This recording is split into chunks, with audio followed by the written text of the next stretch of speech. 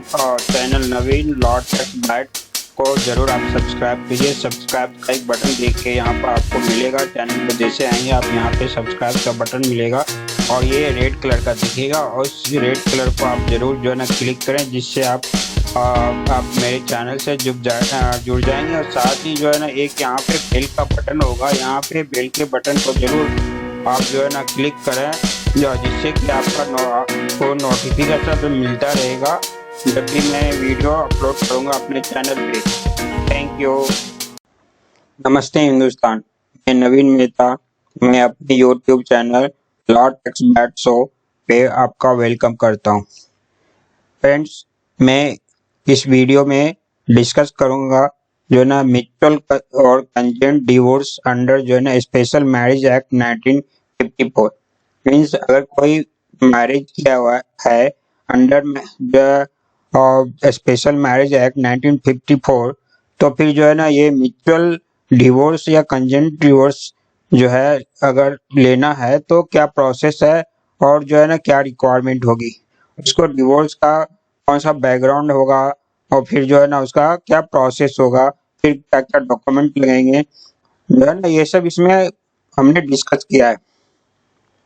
सबसे पहले तो म्यूचुअल और कंसेंट डिवोर्स मैं आपको बताऊंगा होता क्या है। इसमें जो है ना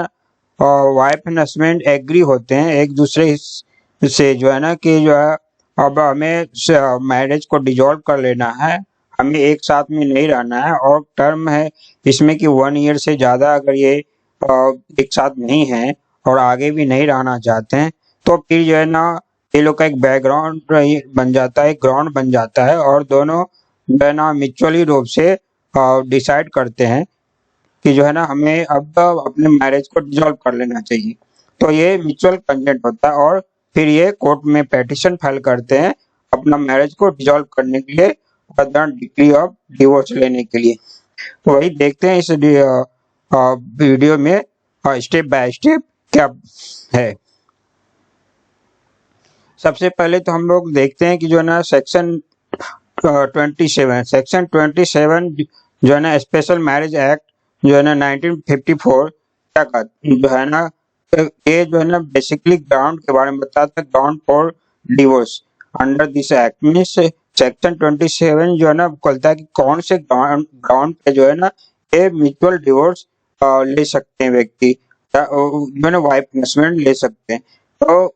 डिटेल में है क्या, पार्टी में belong to different religious when they perform a marriage under this birth they will have similar ground for getting a divorce as mentioned below। Means जो है ना अगर कोई भी वाइफ हस्बैंड है और इस एक्ट का स्पेशल मैरिज एक्ट 1954 के अंडर जो है ना उन्होंने कोर्ट मैरिज किया है, फिर जो है ना तो वो डिवोर्स लेना चाहता है, तो क्या उसका बैकग्राउंड होगा वो देखिए। अडल्ट्री मीन्स यहाँ पे होता है जो है ना कि किसी को ऐसा लगता है कि जो है नहीं वाइफ है हस्बैंड है जो है ना वो गलत रिश्ते में है, फिर जो है वो गलत रिश्ते के होने के कारण जो है ना वो किसी दूसरे से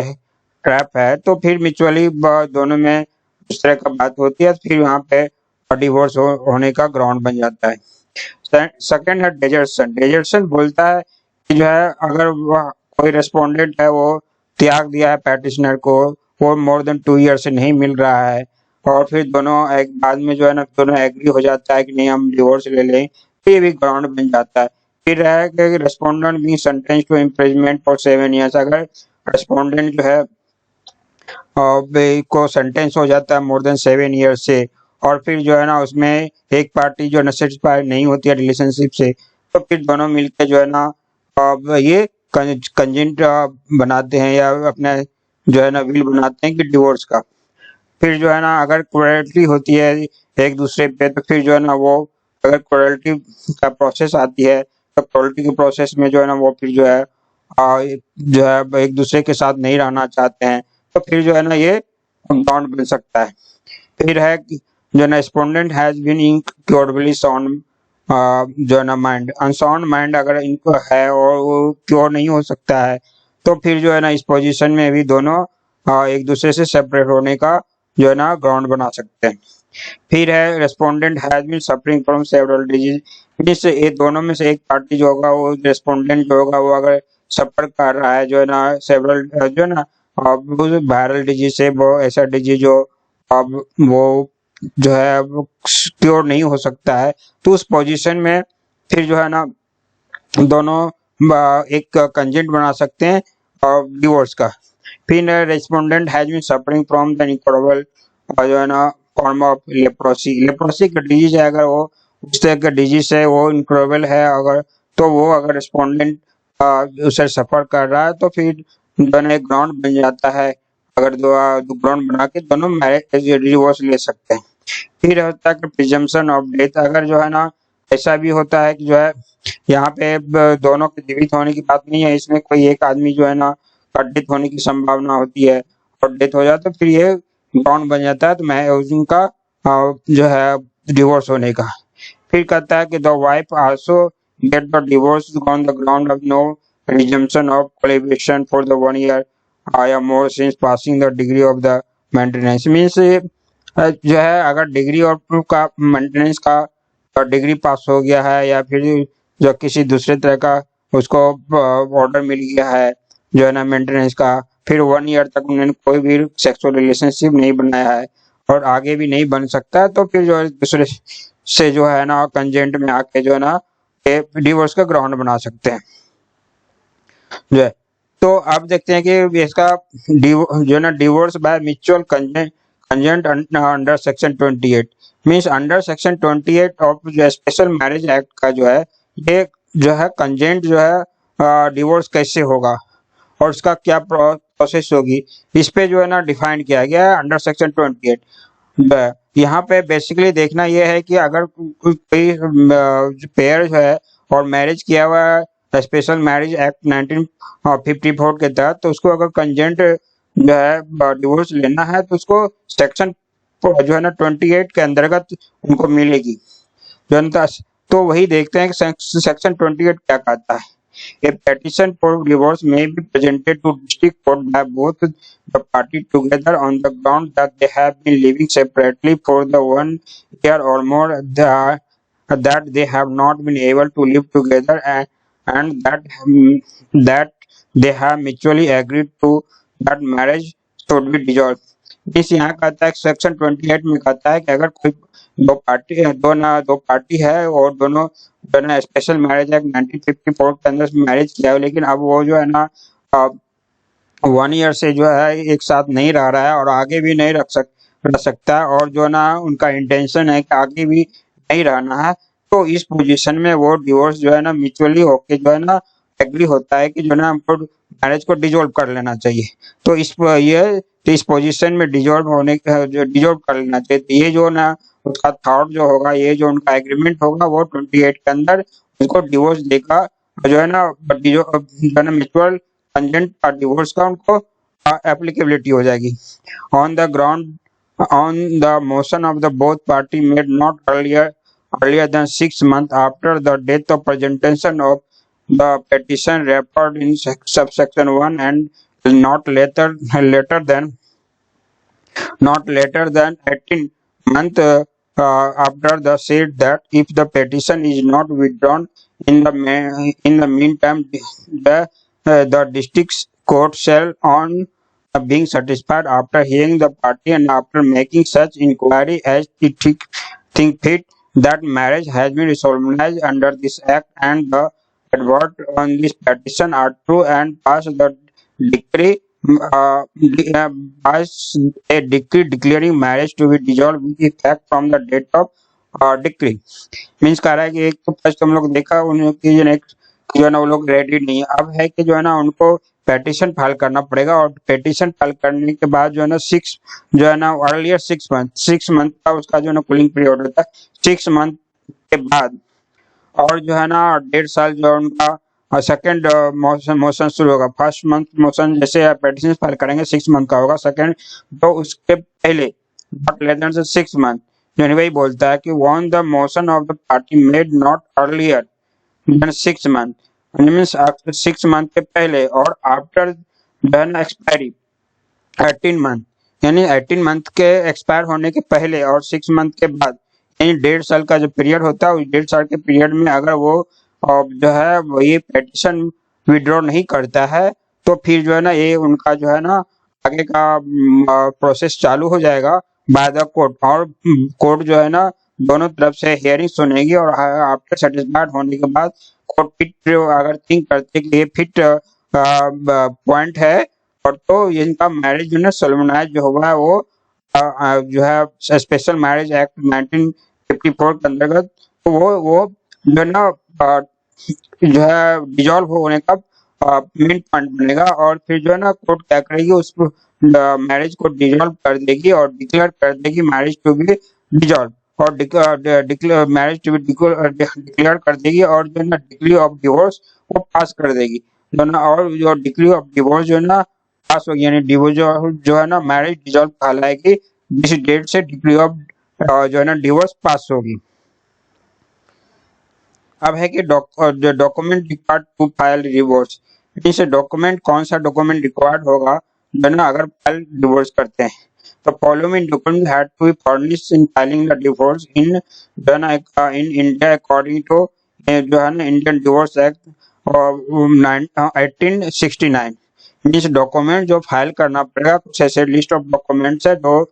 ना डिवोर्स एक्ट में डिफाइन किया गया, वो सब डॉक्यूमेंट फाइल करना पड़ेगा वहाँ पे, जैसे address proof of the husband, address proof of wife, marriage certificate for passport side of the marriage, evidence for proving spouse are living separate since more than 1 year, means evidence भी देना पड़ेगा उनको, फिर evidence of failed attempt to reconciliation, जिनसे एक दूसरे का relationship जो है ना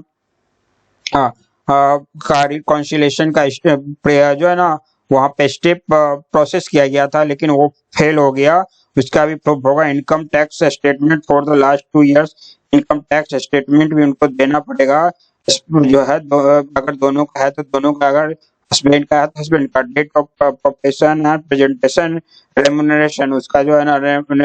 है उनको अगर हस्बैंड को वेतन मिलता है तो डेट क्या है, प्रोफेशन क्या है, रेमुनरेशन किस डेट को मिलता है, वो सभी डिटेल देना पड़ेगा। Information related to family background का भी देना पड़ेगा। Details of property and other asset own by the petitioner, अगर कोई जो है ना डिटेल्स इस तरह का जो है ना ऑन किया है, इस तरह जो है कुछ प्रॉपर्टी अगर उनकी, तो उसका भी फिर जो है ना वहाँ पे जो है उनको डॉक्यूमेंट सबमिट करना पड़ेगा प्रॉपर्टी का। मतलब procedure for filing A divorce, अब देखते हैं कि डिवोर्स फाइल करने का प्रोसीजर क्या होता है। The procedure is regulated for the divorce in India is generally regulated by the provision of Code of Civil Code Procedure जो है ना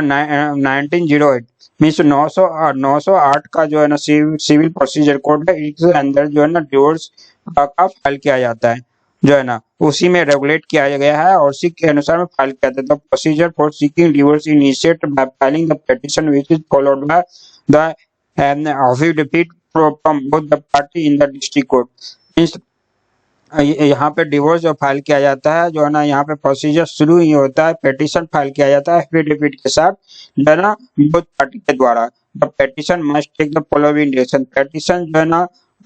पिटीशन में क्या क्या होना चाहिए वो जो है ना यहाँ पे डिटेल्ड है। नेम ऑफ द पार्टी होना चाहिए, status and domicile of the party जो है ना, date and place of marriage होना चाहिए, a principal permanent place where the party जो है ना पार्टीज कोहेबिट, मींस जो है ना principal place of permanent place होना चाहिए जहाँ पे जो है ना वो पर दोनों पार्टी रहती थी और उनका sexual intercourses as a marital होता था, तो वो उनका देना पड़ेगा। फिर place where the party last resided together, means जहाँ पे जो है ना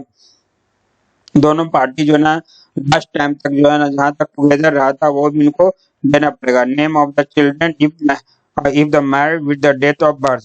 and then a date of birth, अगर name of the children of the marriage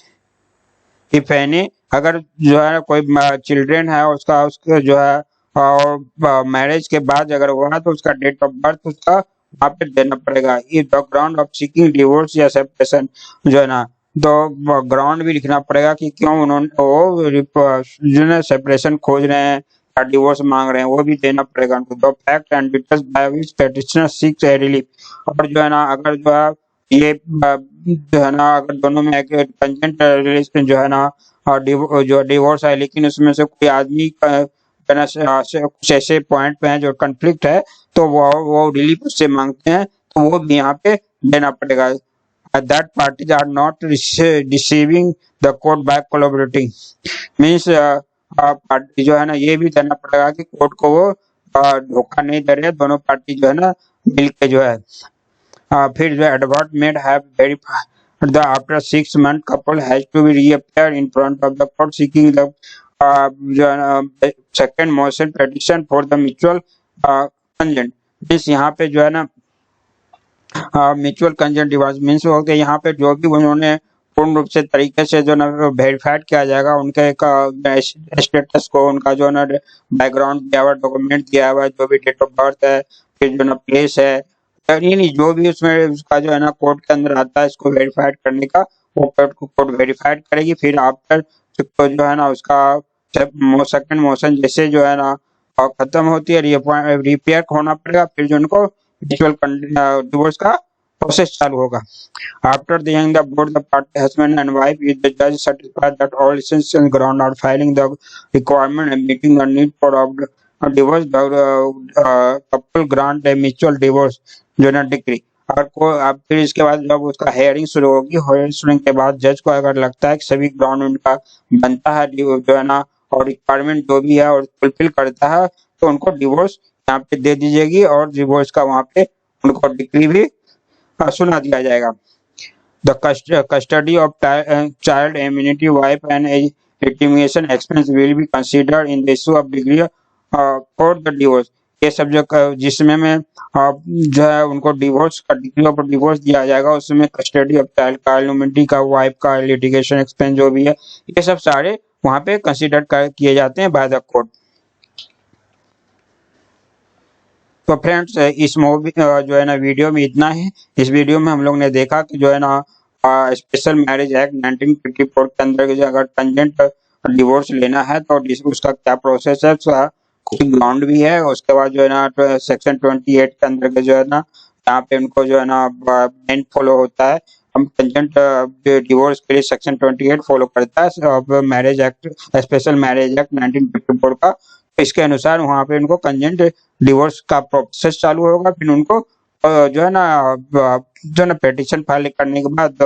और उनके पास जो भी टर्म एंड कंडीशन है, जो है ना कूलिंग पीरियड का, वो सब का जो है होने के बाद अगर जज को सेटिस्फाई लगता है कि ये रिक्वायरमेंट फुलफिल करता है और ये सेटिस्फाई हो जाते हैं जज, तो उनको जो है डिवोर्स ऑफ डिग्री दे दी जाती है, डिग्री ऑफ डिवोर्स उनको दे दी जाती है। Thank you friends. अगर आप मेरे चैनल पे पहली बार आए हैं और सब्सक्राइब नहीं किए तो आप मेरे चैनल को जरूर आप सब्सक्राइब कीजिए, ताकि जो है ना मेरा वीडियो आप तक पहुंचता रहे और आप मेरे वीडियो से जो है ना जो भी बेनिफिट है लेते रहें। Thank you. जय हिंद।